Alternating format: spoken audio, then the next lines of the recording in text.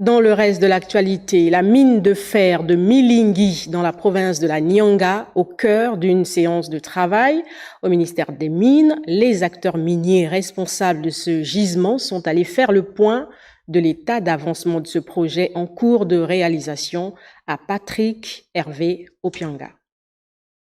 Pour mémoire, en 2018, le Gabon et le groupe minier sud-africain Avila Consolidated Resources avaient conclu un accord pour exploiter le gisement de fer de Milingui, situé dans la province de la Nyanga entre Tchibanga et Mayumba. Un chronomètre ambitieux pour la mise en valeur de cette ressource avait été mis en place. Le ministre des Mines, méticuleux, a profité de l'occasion pour demander plus de détails techniques afin de mieux saisir le niveau d'investissement par cette société 5 ans après. Le projet est assez avancé. Nous avons effectué déjà une étude de faisabilité sur le projet. Actuellement, nous sommes en train de faire une étude environnementale. Elle a été entamée depuis le mois de juin. Et nous espérons qu'avec l'administration de l'environnement, nous pourrons donc avoir une avancée significative afin de nous permettre d'obtenir le quitus environnemental qui nous permettra donc d'évoluer dans la phase d'exploitation. Déjà dans la phase d'exploration, nous avons eu à employer beaucoup de gens dans la localité. Durant la phase d'exploitation, alors cela doit booster donc l'emploi aux jeunes dans la province.